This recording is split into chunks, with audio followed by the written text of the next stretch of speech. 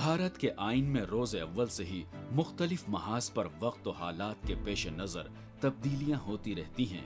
यही इसके लचीलेपन का सबूत है। हमारे समाज में ऐसी बहुत सी बुराइयां बरसों से चली आ रही थी, जिनसे समाज के कुछ तबके मजीद पसमानदगी की तरफ जा रहे थे। इन्हीं में से एक बुराई थी चाइल्ड मैरिज। भारत में चाइल्ड मैरिज से मुराद वो शादी है जो मर्द या औरत दोनों में से किसी एक ने कानून के जरिए तय की गई उम्र से पहले की हो। ऐसी शादियों की रोकथाम के लिए 1929 में चाइल्ड मैरिज रेस्ट्रेंट एक्ट बनाया गया, जिसे 1 अप्रैल 1930 में नाफिज कर दिया गया। इस कानून में लड़के की शादी के लिए उम्र 18 साल और लड़की की शादी के लिए उम्र 16 साल रखी गई थी। इस एक्ट को लाने का मकसद उस खास बुराई पर पाबंदी लगाना था, जिससे लड़की और उससे होने वाली औलाद की समाजी जिंदगी और सेहत के लिए खतरात लाहक होते हैं। इस ज़िम्न में भारत सरकार ने बेहतरी की तरफ एक कदम आगे बढ़ाते हुए इस कानून को मनसूख कर दिया और सन 2006 में the prohibition of child marriage act नाफिज कर दिया, जिसमें शादी के लिए लड़के की उम्र 21 साल और लड़की की उम्र 18 साल कर दी गई। भले ही भारत सरकार ने इस कानून को बनाकर समाज में बरसों से चली आ रही इस बुराई पर बहुत हद तक काबू पा लिया हो, लेकिन ये नुकसानदेह अमल हमारे समाज से अभी भी पूरी तरह से खत्म नहीं हुआ है। आज़ादी के 75 साल मुकम्मल होने को हैं। इन 75 वर्षों में भारत सरकार ने मुल्क के आइन को समाजी तरक्की से हम आहंग करने की कामयाब कोशिशें की हैं। इन्हीं में से एक है चाइल्ड प्रोहिबिशन एक्ट 2006, जो बच्चों और ख़ासकर ख़वातीन के मुस्तक़बिल को रोशन करने में मील का पत्थर साबित होगा। आज़ादी के अमृत महोत्सव के पेश नज़र कानूनी तौर पर इस ज़िम्न में क्या कुछ तब्दीलियां वाक़ई हुई हैं, आइए जानते हैं हमारी इस खास पेशकश के जरिए।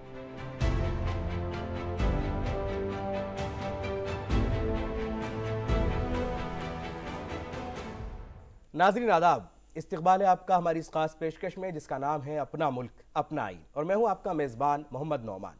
आज की इस खास पेशकश में हम बात करेंगे उस कानून की जिसका ताल्लुक हमारे बच्चों, उनकी ज़िंदगी और मुल्क के मुस्तकबिल से है। जी हाँ, prohibition of child marriage act 2006। क्या है ये कानून और अब तक इसमें क्या कुछ तब्दीलियां की गई हैं, और इस पर अहम फैसले जो अदालतों ने दिए हैं, उन सब के ऊपर बातचीत होगी। और इस पर गुफ्तगू करने के लिए आज हमारे साथ स्टूडियो में मौजूद हैं दो खास मेहमान। हमारे साथ हैं सुप्रीम कोर्ट की मारूफ वकील मोहतरमा संध्या बजाज साहिबा, और हमारे दूसरे खास मेहमान हैं लॉ फैकल्टी जामिया मिलिया इस्लामिया के प्रोफेसर मोहम्मद असद मलिक साहब। आप दोनों का हमारी आज की इस खास पेशकश में बहुत बहुत इस्तकबाल है। मेरा पहला सवाल, बजाज मैडम, आपका एक लंबा तजुर्बा है, वकील हैं आप पेशे से। जब हम बात करते हैं चाइल्ड मैरिज की और इस कानून की, आखिर हमारे मुल्क में इसकी ज़रूरत कब महसूस की गई कि हाँ, अब एक ऐसा कानून होना चाहिए जो बच्चों की कम उम्र में शादी को रोक सके? जी, ये ब्रिटिश काल में ही महसूस कर ली गई थी, और कुछ इस तरीके का माहौल बना हुआ था, और कुछ हमारे धार्मिक ग्रंथ भी इस तरीके के थे कि उनमें कि बच्चियों को, स्पेशली बेटियों की, जितनी जल्दी हो सके वो शादी कर दीजिए। उसको वो बाल विवाह नहीं मानते थे। वो सोचते थे कि नहीं, हम अपना फ़र्ज़ निभा रहे हैं, और जितनी जल्दी हमारे फ़र्ज़ और कर्ज दोनों अदा हो जाएं वो बहुत अच्छा है। तो वो चीज़ें हमारे समाज में इतनी कुरीतियाँ थी, बच्ची को हमेशा खतरा, जो आज तक भी है। मैं तो ये कहूँगी कि आज तक भी ये बना हुआ है कि महिला सुरक्षा के नाम पे बहुत से कानून आते हैं, लेकिन उस समय उनको सबसे बेस्ट ये कानून लगा कि छोटी बच्चियों की तो हम सुरक्षा कर ही लें। उसको करने के लिए उन्होंने ब्रिटिश काल में 1929 में ये कानून लाया कि जो छोटे बच्चे हैं, माने वो 10 साल 12 साल, जो जैसा आपने बोला, ये इस उम्र में शादी नहीं होगी। शादी की उम्र उस समय शुरुआत में 12 रखी, फिर 16 कर दी, और फिर 18 है। आज की डेट में ये 18 है। तो ये धीरे धीरे इसीलिए बढ़ा है क्योंकि बच्चियों को हर वक्त खतरा था। बहुत अच्छी बात आपने कही कि बच्चियों को खतरा था, और ना सिर्फ बच्चियों को खतरा था, मुल्क के लिए भी वो देखा जाए तो नुकसानदेह था। प्रोफेसर असद सर, जब हम बात करते हैं इस कानून की, मैडम ने कहा कि आज़ादी से पहले ही अंग्रेज़ों के वक्त में, ब्रिटिश काल में इसकी ज़रूरत महसूस की गई और वो लाया गया। आज़ादी के बाद क्या ऐसा कानून था हमारे पास जिसके तहत हमने सोचा कि नहीं, अब इसके अंदर और भी बदलाव लाएं और इसको और बेहतर करके हम अपनी बच्चियों को सिक्योर कर सकें? जैसा कि अभी मैडम ने बताया कि ये 1929 में आया।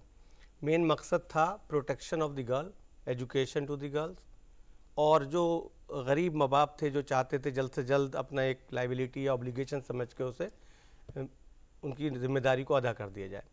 तो पहले जब ये कानून आया तो 14 साल की उम्र तक शादी कर सकते थे माँ बाप। उसके बाद फिर ये महसूस हुआ कि नहीं 14 साल तो कम है, तो फिर इसे 1978 में बढ़ा के अमेंडमेंट कर दिया गया और इसे 15 साल करा गया जी। उसके बाद फिर दोबारा से 1940 में से 15 साल किया गया और 1978 में ये 18 साल कर दिया गया जी। जो कि अब आप बात कर रहे थे जो कॉन्स्टिट्यूशन की, जब 1950 में भारत का संविधान लागू हुआ तो उसके जब आप पहला प्रस्ताव जैसे प्रियम्बल कहते हैं जी जी, उसमें अगर आप देखें तो लिखा था कि to secure justice social, economic and political, और उसके बाद उसी के साथ एक डिग्निटी एक टर्म था, equality of status and of opportunity जी। तो इनको ध्यान में रखते हुए फिर जब हम आगे बढ़ते हैं तो जो फंडामेंटल राइट्स थे, equality before law, no discrimination on the ground of the sex, फिर एक प्रोविजन कॉन्स्टिट्यूशन में है जिसकी बुनियाद पर यह कानून आप कह सकते हो बनाया गया, वो है आर्टिकल 15 क्लास 3 अनुच्छेद 15 का 3 जो कहता है कि not withstanding anything in this article the parliament has power to make law for the protection of the women and children। तो चिल्ड्रन की प्रोटेक्शन के लिए सन 2006 में जी ये कानून बनाया गया जिसे हम शारदा एक्ट, पहले वाले को 1929 को हम शारदा एक्ट भी कहते थे। जी जी, वो इसलिए शारदा एक्ट कहते थे कि उसमें जो एक मेंबर ऑफ लेजिस्लेटिव असेंबली थे हरीश शारदा जी, उन्होंने ये बिल इंट्रोड्यूस किया था, इसलिए उसको। और एक और इसमें बीच में एक और मैं चीज जोड़ दूं जी जरूर। एक्चुअली जैसा कि हम रिलीजन का मुल्क माने जाते हैं, भारत में धर्मों को ज्यादा तरजीह दी जाती है जी। तो 1772 में वॉरेन हेस्टिंग्स ने ये कह दिया कि जो इस धर्म के हैं, जो मजहब हैं, वो अपने हिसाब से डिसाइड करेंगे, कानून एक तरफ हो। जी। लेकिन जब कॉन्स्टिट्यूशन आया तो अब ये हुआ कि यहाँ पर हमारा मेन मकसद जेंडर इक्वलिटी है, प्रोटेक्शन ऑफ द वुमेन है। तो 2006 में इसे बाकायदा रिप्लेस कर दिया गया और आज की तारीख में जो कानून 2006 है, अब जो आगे हमारा इरादा है, जैसे सरकार ने बिल लाया है 2021 में हम कुछ तब्दीलियां लाने वाले हैं। बिल्कुल, आपने बहुत अच्छी बात कही। मैडम, आपने भी कहा कि बच्चियों को सिक्योर करना है, सर ने भी कहा कि बच्चियों का मुस्तकबिल करना है, तो क्या ये कानून जो है सिर्फ बच्चियों से मुताल्लिक है या इसके अंदर लड़के जो कम उम्र में जहाँ लड़कों की शादी हो जाती है, मतलब मेरा जेंडर न्यूट्रलिटी की तरफ मैं जाना चाह रहा हूँ कि कितना जेंडर न्यूट्रल है ये कानून, क्या उनके लिए भी है ऐसा ही कुछ? नहीं, अभी जो कानून आ रहा है वो पूरा जेंडर इक्वालिटी पर ही है, लेकिन पहले भी बच्चियों की इसलिए कि हमारे यहाँ पे एक सोच है हमारे समाज की कि प्रोटेक्शन जो है वो बच्चों, लड़कों को नहीं चाहिए। लड़के को खुलेआम भेज देते हैं कि चाहिए बाहर खेलिए, कहीं पे भी जाइए, पार्क में जाइए, लेकिन बच्चियों के लिए ये अंधेरा हो रहा है, ये समय नहीं है, अपने भाई को साथ ले जाओ, 4 लोग साथ ले जाओ, माने इतना ज़्यादा उस पर रिस्ट्रिक्शंस होती हैं कि बेटियां ही चाहती हैं। अगर आप सही प्रैक्टिकली पूछो, जो उस समय की मैं भी बात करती हूँ, वो सोचते शादी कर दो, इससे अच्छा हमारी, इतना हम पे आप जोर लगाते हो कि तुम घर में ही रहो हर टाइम, उनके ऊपर पढ़ाई नहीं करने देना, स्कूल भी नहीं जाने देना, अगर जाने देना है तो 12 साल में 10 साल में वापस ले आना है अपने घर पे, कि 12 के बाद नहीं पढ़ने देना, 10th ज्यादा से ज्यादा करने देना। आहिस्ता मतलब स्टेप बाय स्टेप जो एज थी वो बढ़ाते गए। क्या मकसद था उसका उम्र बढ़ाने का? यही इसीलिए उम्र बढ़ाई गई है कि अब जो है बहुत बड़ी जागृति आई है। अब महिलाएं जो हैं, लड़कियां जो हैं वो पढ़ना चाहती हैं, बेटी पढ़ाओ, बेटी बढ़ाओ, बेटी आगे को उनको पढ़ाई करनी चाहिए, ये उनकी एक सोच बहुत अच्छी बन गई है। अब पहले होता था कि शादी करनी है, एक अच्छा दूल्हा मिल जाए, इसलिए इसको पढ़ा दो, इतना पढ़ा दो कि अच्छा लड़का मिल जाए हमको। सिर्फ इतना पढ़ाया जाए कि उसको एक अच्छा लड़का मिल जाए। अभी भी हम वहां तक नहीं सोच रहे हैं जहां तक हमारी सरकार चाहती है कि हम देश के विकास में जो महिलाओं का पार्टिसिपेशन है उसको ज्यादा से ज्यादा बढ़ा सकें और उनके जरिए देश जो है और ज्यादा तरक्की करे। असर सर, जब हम इस चीज को ध्यान में रखते हैं कि हुकूमत की जो कोशिश, आपने कहा कि जेंडर इक्वलिटी की बात की गई और राइट टू इक्वलिटी भी अपनी जगह है, जब हम इकोनॉमिकली, सोशली और फिजिकली भी ये चाहें कि हाँ वो कहीं ना कहीं अपने ताकतवर रहें उसके अंदर, तो ये कानून जो है क्या कहता है आखिर? ये कानून इसने किस किस चीज पर बंदिश लगाई है, क्या अहम पॉइंट्स हैं इस कानून के? देखिए, जैसे इस कानून को जो बनाने का मकसद, जैसे आपने पूछा कि जेंडर न्यूट्रल, एक्चुअली यहाँ पर ना तो गर्ल और बॉय का जिक्र नहीं, चाइल्ड का जिक्र है जी। चाइल्ड मैरिज, इसका मतलब उसमें गर्ल्स भी हैं और बॉयज भी हैं जी। लेकिन 2006 के कानून में एक डिफरेंस ये था कि लड़की की उम्र 18 साल और लड़के की उम्र 21 साल जी। अब 2021 में इसे भी दूर करने की कोशिश है सरकार की, दोनों को बराबर, यानी दोनों को 21 कर दिया हाँ, गया। दोनों को बराबर कर दिया जाए। अब आपने पूछा कि इसके क्या कॉन्सिक्वेंसेज होंगे या क्या पॉइंट्स हैं जो कि इसमें लाए गए। एक बात जो 2006 के कानून में है कि अगर कोई शख्स इस कानून के वायलेशन में शादी करता है तो उसके लिए सजा होगी, पेनाल्टीज हैं, 2 साल की सजा, 1 लाख रुपए का जुर्माना। दूसरा शख्स जो इसे प्रमोट करता है, जैसे माँ बाप, रिश्तेदार और जो भी हो जी, उनके लिए भी उसकी धारा 10 में प्रोविजन है जी। कि उसमें भी 2 साल की सजा और 1 लाख रुपए जुर्माना। कोई अगर इससे रोकने में नाकाम होता है, जिसकी की जिम्मेदारी है इसे रोके जी, उसके लिए भी सजा है, उसकी धारा 11 में 2 साल और 1 लाख रुपए जुर्माना। इस कैटेगरी में कौन आएगा सर, जो रोकने में नाकाम हो गया, इसमें कौन आएगा? उसमें देखिए, अगर जनरल परसेप्शन पे हम जाएं तो हम ये समझेंगे जो इम्प्लीमेंटिंग अथॉरिटीज हैं, जैसे पुलिस है, एग्जीक्यूटिव है उसकी, लेकिन इसके लिए जिम्मेदारी पब्लिक की भी है। जैसे हमारी सीआरपीसी में 2 सेक्शन हैं, 39 और 40। ये एक हर समाज के मेंबर की जिम्मेदारी है, अगर कोई ऐसा काम जो कि कानूनन गलत है वो पुलिस को इन्फॉर्मेशन दे। अगर वो इन्फॉर्मेशन देने में फेल होता है तो उसके लिए सजा है आईपीसी में। इसी तरह से यहाँ पर वो लोग जिनकी जिम्मेदारी है, वो सोसाइटी के लोग भी हो सकते हैं, वो पुलिस के लोग भी हो सकते हैं, वो और भी तमाम जो लोग, जैसे पंचायतों में, गांवों में, छोटी छोटी जगहों में मुश्किल होता है, तो उसके दायरे में वो सारे लोग आ जाएंगे। उनके लिए भी एक सजा का हाँ, प्रावधान उनके लिए उसमें भी बनाया गया है। मैडम, आपका जो एक तजुर्बा है इस ताल्लुक से, जी, ग्राउंड रियलिटी क्या है, जमीन पर जो आपने अब तक देखा, बहुत सारी जगहों पर गए, आपने मुद्दे उठाए, बिल्कुल जमीन पर क्या स्थिति है, क्या रियलिटी है इसका? बिल्कुल जमीन पे इसके बिल्कुल विपरीत परिस्थितियां हैं। माने ये नहीं कि ये अगर पब्लिक नहीं बता रही है या वो उनको भी सजा होगी, या ऐसा कुछ भी नहीं है। ये ऐसा इस तरीके से है, मेरी बहुत से, मैं एनसीपीसीआर में थी, बहुत से प्रोटेक्शन ऑफिसर जिनकी ये ड्यूटी है रोकना बाल विवाह को, अगर वो जाती हैं वहाँ पे, स्पेशली महिला पुलिस होती है, तो उधर वहाँ पे जाते हैं प्रोटेक्शन ऑफिसर, तो उन लोगों को कहा जाता है, तो वो आपस में ही बात कर लेते हैं, वो कह देते हैं हम शादी रोक रहे हैं, नहीं शादी कर रहे। ठीक है। कितने लोगों को आपने सजा दिलाई? मैंने बहुत से प्रोटेक्शन ऑफिसर से पूछा, उन्होंने कहा मैडम वो उसी समय कहते हैं कि बिल्कुल हम रुक रहे हैं, हमसे गलती हो गई और हमारा कोई ऐसा इंटेंशनली वो नहीं था, हमें खुद नहीं पता, कहीं इग्नोरेंस ऑफ लॉ को, कहीं किसी भी चीज़ को बहाना बनाते हैं। लेकिन ये कोशिश होती है सरकार की, पुलिस की, कि ऐसा नहीं कि इस बात पे 2-2 साल या 1 लाख जुर्माना। जो इतनी गरीबी की वजह से शादी कर रहे हैं, लाख रुपए तो उन्होंने देखा भी नहीं होता प्रैक्टिकली। जो आपने पूछा जमीन पे क्या है, वो पता नहीं लाख रुपए होता है क्या है, वो तो करते ही गरीबी की वजह से या शिक्षा की वजह से हैं, उनको मालूम नहीं है कि कस्टम क्या है और वो क्या, उनको जैसे ही ऑफर आई कि फलां का बेटा है, अरे बचपन में कर देते हैं, माने गोद में बच्चा है, पैदा होने से पहले कर दी जाती है उनकी। मेरे टाइम में राजस्थान में पेट में बच्चा है, 9 महीने बाद तुम्हारा बेटी हमारी बेटी हुई, तो जैसा जो हुआ बच्चा, अभी ये नहीं पता होगा क्या, बात तक फिक्स किया बात पहले से फिक्स है कि बच्चा होने के बाद रिश्तेदार हम ही बनेंगे।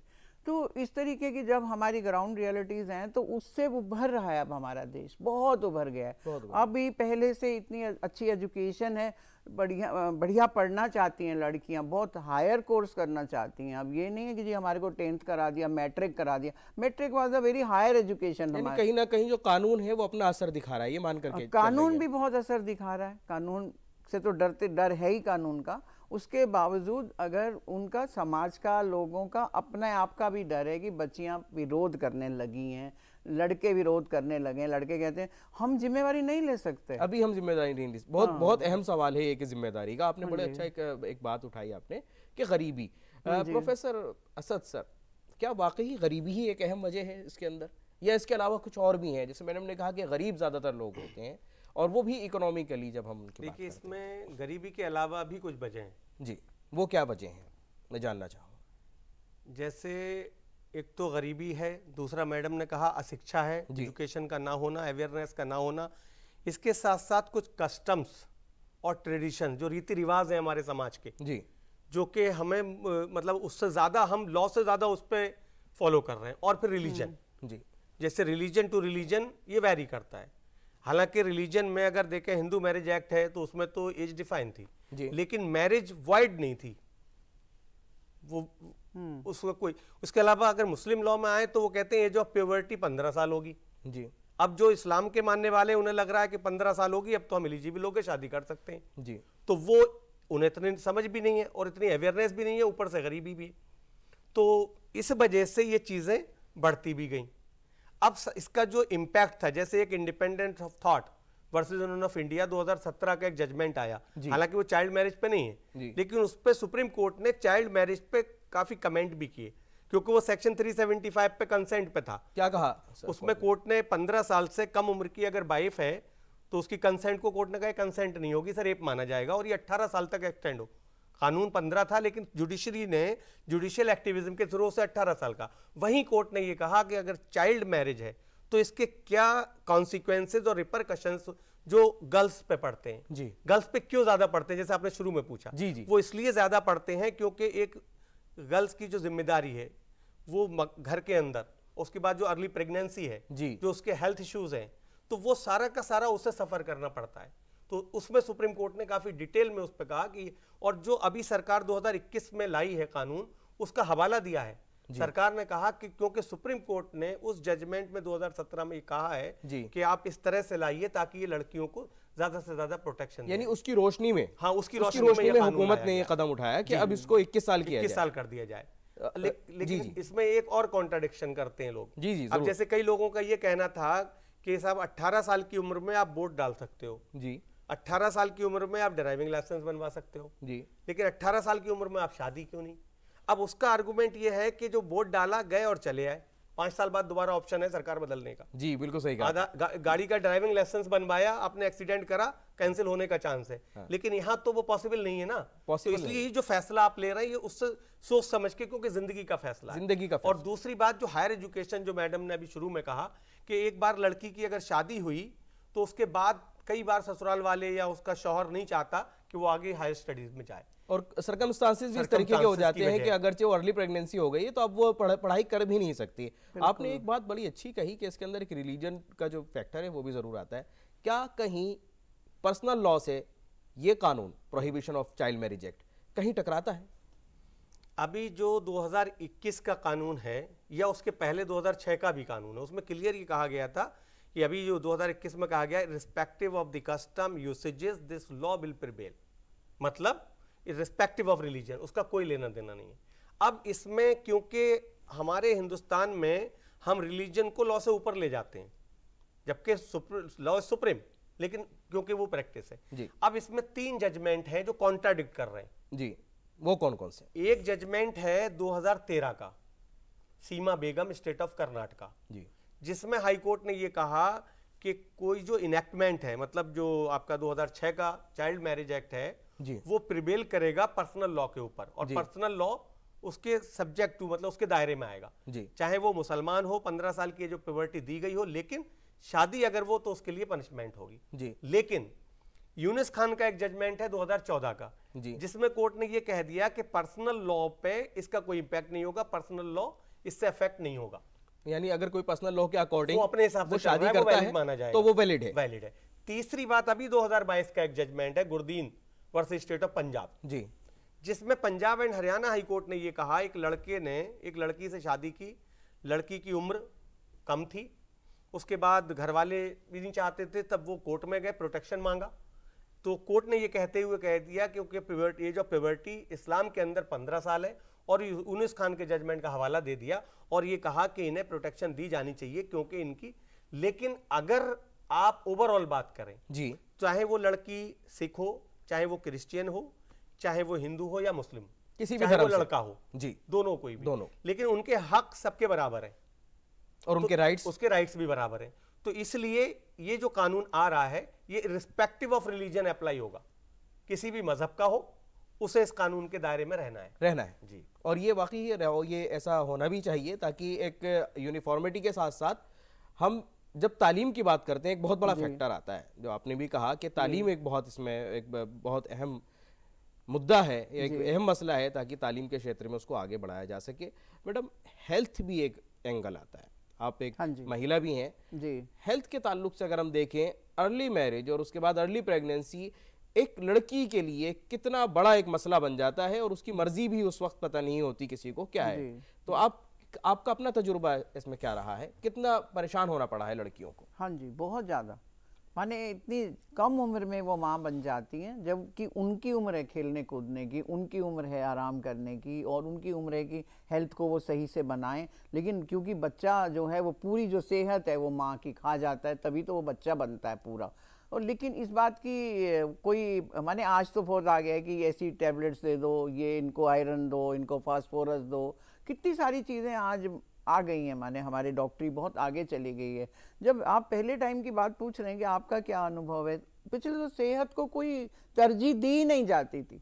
माने आप अपना घर का खाना खाइए, अच्छा मूली गाजर फ्रूट वगैरह जैसा एज यूजुअल वो चीज़ें तो लीजिए, लेकिन कहीं मेडिसिन वगैरह कहीं पे आपको एक्स्ट्रा नहीं मिलते थे। विटामिन्स की कमी थी पूरी तरह से, और बच्चे को भी पूरा दूध पे रखना पड़ता था। आज तो कई लड़कियां मतलब जो दूध पिलाती ही नहीं हैं, जो किस तरीके से हेल्थ इश्यूज अपनी खुद की देखभाल करती हैं। यानी एक कुछ कुल मिलाकर देखा जाए तो आज भी एक बड़ा मसला इसलिए भी है आज भी क्योंकि बहुत वो बड़ा इमेच्योर है, मसला अभी नहीं, तक बड़ी वो उस सारी लायक नहीं है। योजनाएं सरकार की आती हैं। सबसे पहले तो मैं कहना चाहूंगी कि मैं स्वागत करती हूँ जो 21 में अभी जो कानून आ रहा है नया, उसका मैं बहुत बड़ा स्वागत करती हूँ कि वो सही हर चीज़ों से ऊपर उठ के होगा। बिकॉज अभी कानून में जैसा कि इन्होंने भी बताया कि वॉइड नहीं लिखा, मतलब वॉइडेबल लिखा है कि ये वॉइडेबल हो सकता है मगर वॉइड नहीं है। तो बड़ी जो व्याख्या है कानून की वो हर कोई अपनी निगाह से नज़र से करता है, जिसको जिसमें फ़ायदा दिखता है वो वैसा ही पक्ष प्रस्तुत करते हैं, क्योंकि दोनों तरफ के वकील होते हैं, एक साइड का तो होता नहीं है। तो वो बताते हैं कि नहीं जी ये तो कानून हमें अलाउड है, ये शादी तो ऐसे, अब हमें तो बल्कि प्रोटेक्शन दी जाए। तो ये जो शादियाँ होती हैं इनको ये सही कर रहे हैं जो 21 में इस तरीके का कानून ला रहे हैं जो बैलेंस करेगा, एकदम समाज को बराबरी में लेके चलेगा और लड़कियों को बहुत अधिक सुरक्षा मिलेगी। आज भी बच्चियां जो है वो जल्दी से बेटियां शादी नहीं करना, सच पूछिए तो आज 21 में भी नहीं करना चाहती। उन्होंने तो अपनी एक नॉर्मल एज बना ली कि अब हम 25 में करेंगे, लेकिन 21 में तकरीबन वो इतनी इस काबिल हो जाती है कि वो उसका विरोध कर सकती है। अगर उसकी कहीं शादी की जा रही है तो वो अपना मत रख सकती है, मैच्योर हो जाती है। 18 तक तो वो अभी ये भी नहीं रख सकती कि मेरा सही जा रहा है कि नहीं जा रहा। चाइल्ड मैरिज एक्ट में एक बात और कही गई थी, रजिस्ट्रेशन। हाँ जी, ये कितना इंपॉर्टेंट है रजिस्ट्रेशन? हाँ जी, बहुत इंपॉर्टेंट है। आज के युग में तो बेहद इंपॉर्टेंट है कि रजिस्ट्रेशन जरूर होना चाहिए, क्योंकि कोई भी कह देता है कि मैंने ये मैरिज करी नहीं, बायगॉमी बहुत ज़्यादा है, लोग दूसरी शादी कर लेते हैं, कोई डर नहीं रहता कानून का। रजिस्ट्रेशन होएगी तो बहुत बड़ा डर कानून का रहेगा कि अगर मैं सेकंड मैरिज नहीं कर सकता या नहीं कर सकती, एक के लिए नहीं मैं कह रही कि दोनों पक्षों पर लागू होता है। तो registration is must now days, और पहले जो था कोई रजिस्ट्रेशन नहीं था किसी भी तरह का, इसलिए बस समाज उसको मान्यता दे रहा है, समाज बैठा है उनके सामने आपकी शादी हो रही है, सब मानते हैं उसको। उनमें अंदर का एक खुद की सोच थी, धर्म की मोहरें थी कि नहीं जी तुम ऐसे ही बहुत रहना अच्छा है। किया। मैं एक लास्ट रिएक्शन लेना चाहूंगा प्रोग्राम हमारे आखिरी मरहले में। असद सर से कितना चेंज आया सर इस कानून के बाद? देखिए, जहाँ तक चेंज का सवाल है तो कुछ इम्पैक्ट तो है। वो जो आप शुरू में बात कर रहे थे ग्राउंड रियलिटी थी कि एक सागर आदमी का एक शेर था कि तुम आसमां की बुलंदी से जल लौटाना, हमें ज़मीन के मसाइल पे कुछ बात करनी। कुछ बात बहुत तो अच्छा। अब जो ज़मीन पे आइए, जो अभी सर्वे है हाँ जी, जिसमें कि आपका नेशनल फैमिली हेल्थ सर्वे 5, जी, अगर आप उसके डाटा को उठाएंगे तो आपको दिखाई देगा फ़र्क तो आया। उसमें एक चीज़ और इंडिकेट कर रही है कि फ़र्क आने की वजह क्या है। वो कहते नहीं बेखुदी बेसबब तो नहीं, कुछ तो है जिसकी पर्दादारी है। बहुत खूब। तो वो चीज़ जो थी, तो अगर आप देखिए सबसे highest rate of child marriage जो आया उस सर्वे में वो है आंध्र प्रदेश में, और वो है 29.3 जी, और सबसे कम रेट जो आया है वो आया है केरला में जो कि है 6.3। ये अब आप दोनों के एजुकेशन का देख लीजिए लेवल, आपको पता चल जाएगा कहां फर्क है। इसके पहले जो था उसमें 33% था, इसका मतलब 4% ये आया नीचे आया है। हालांकि एक और बात निकल के आई है, कोरोना के दौरान जी, ज्यादा चाइल्ड मैरिजेस होने लगी इन कंपेरिजन टू अर्लियर, पहले के मुकाबले आज की तारीख में जी। लेकिन अब ये फर्क तो दिखाई दे रहा है, जो एक बहुत ज्यादा था तो लोग अब उस नीचे तो आए। लेकिन एक चीज जो अभी आपने सवाल पूछा जी, रजिस्ट्रेशन ऑफ मैरिज को लेके, तो इसमें एक्चुअली एक इसमें प्रोविजन तो है 2006 के एक्ट में, लेकिन एक सुप्रीम कोर्ट का जजमेंट इर्रिस्पेक्टिव ऑफ अदर आया था और उसका नाम था सीमा सिंह वर्सेस अनिल, जी, जिसमें सुप्रीम कोर्ट ने ये कहा था कि जो भी मैरिजेस हैं वो रजिस्टर्ड होनी ज़रूरी होंगी। उस कानून के बाद जी। इसमें जो आपका 2006 का कानून है, इसमें भी रजिस्ट्रेशन ऑफ मैरिज मैंडेटरी होगा। लेकिन इसमें एक और चीज़ जो राजस्थान का मैडम ने जिक्र किया अभी जी। तो राजस्थान में 2009 में एक कानून बनाया गया और उसमें ये मैंडेटरी कर दिया गया कि 21 साल की उम्र होनी चाहिए जी। और मेजॉरिटी ऑफ रजिस्ट्रेशन जब ही होगा जब आप उसकी उम्र पूरी करके शादी कर रहे हो। लेकिन अभी 2021 में जब ये कानून इधर आ रहा था, उधर एक अमेंडमेंट लाया गया और ये कहा गया कि वो जो एलिजिबल नहीं है, मतलब 21 साल की उम्र जिन लोगों की नहीं है, नहीं। उनके माँ बाप अगर उसके लिए मेमोरेंडम देते हैं तो चाइल्ड मैरिज को भी रजिस्ट्रेशन करा जा सकता है। यानी वो बैकडोर हाँ, से तो उसको इसमें इजाजत दी एक गई। Youth bar association versus union of India 2021 में public interest litigation supreme court में फाइल है जो अभी पेंडिंग है और जिसमें यह कहा गया इसका मतलब आप बैकडोर एंट्री देने की कोशिश कर रहे हैं। जब आप रजिस्ट्रेशन अलाउ करेंगे जी, तो लोग कर लेंगे। जी हाँ, उसको कहीं ना कहीं और हर कोई मेमोरेंडम दे करके उसको कहीं ना कहीं जायज कराने की आप कोशिश जायज करेगा। करा, तो इसका मतलब इससे आप रोक दीजिए वरना ये बढ़ावा देगा। एक आखिरी बात मैं और कहूं, जी सर, एक्चुअली अभी 24 जुलाई को एक PIL फाइल हुआ है उत्तराखंड हाई कोर्ट में जी। उसमें 2 इशू हैं। पहला तो उनका ये कहना है कि जो हम बात कर रहे थे जो पेवर्टी मुस्लिम लॉ में है, तो उस पिटीशन में ये कहा गया, ये हालांकि 2021 के कानून में ये बात लिखी गई है लेकिन पिटीशनर ने ये बात कही है कि वो जब वहां पर अलाउड है वो भी नहीं होना चाहिए। दूसरा उनका ये कहना है कि जो 2021 का जो बिल है जो कि स्टैंडिंग कमेटी को दे दिया गया है, जो पैनल ऑफ लॉयर्स के पास है, तो उसे एक्सपीडाइट किया जाए, मतलब जल्द से जल्द इंप्लीमेंट कर दिया जाए। और एक खास बात, इस लॉ को जो 2021 की मैं बात कर रहा हूं, इसे कैसे इफेक्टिवली इंप्लीमेंट कराया जाए, उसके लिए सरकार ने एक चीज इसमें अच्छी की है। उन्होंने ये कहा कि जब ये कानून, मतलब बिल जब कानून बन जाएगा जी, and president will give the assent, राष्ट्रपति की सहमति मिल जाएगी, उस तारीख से 2 साल के बाद ये इंप्लीमेंट होगा। उस तारीख से 2 साल के बाद, ताकि 2 साल के गैप के अंदर जी ज्यादा से ज्यादा लोगों को उसके बारे में अवेयर कराया जाए, अवेयर किया जाए और लोगों को एजुकेट किया जाए ताकि ग्राउंड लेवल पे उसका अच्छे नतीजे दिखाई दे। बिल्कुल, बहुत अच्छी बात कही। यानी लोगों को अवेयर किया जाए, बेदारी पैदा की जाए, जो सबसे ज्यादा जरूरी है। और हमारे इस प्रोग्राम के जरिए भी यही कोशिश है कि हम लोगों को जागरूक कर सकें, बेदार कर सकें और ये समझा सकें कि आखिर चाइल्ड मैरिज जो होती हैं उनके किस तरह के असरात मुरत्तब होते हैं, ना सिर्फ उस फैमिली के ऊपर, पूरे मुल्क के ऊपर। तो इससे बचना बहुत ज़रूरी है, इस कानून को समझना हम सब के लिए बहुत ज़्यादा ज़रूरी है। मैं शुक्रगुजार हूँ अपने दोनों ख़ास मेहमानों का कि आज आपने इस अहम मौजू के ऊपर अपने जो ख्यालात थे वो मुश्तरक किए। इसी मौजू पर हम अपने मेहमानों से और भी गुफ्तगू करेंगे, और भी बहुत सारी बातें हैं इस कानून से जुड़ी हुई जिनको हम जानने की कोशिश करेंगे। लेकिन आज की इस पेशकश को हमें यही मुकम्मल करना होगा। हमारे इस प्रोग्राम से मुताल्लिक आप अपने राय और मशवरे हमें ईमेल कर सकते हैं। आज की इस पेशकश को यही मुकम्मल करने की हमें दे दीजिए इजाज़त। आदाब।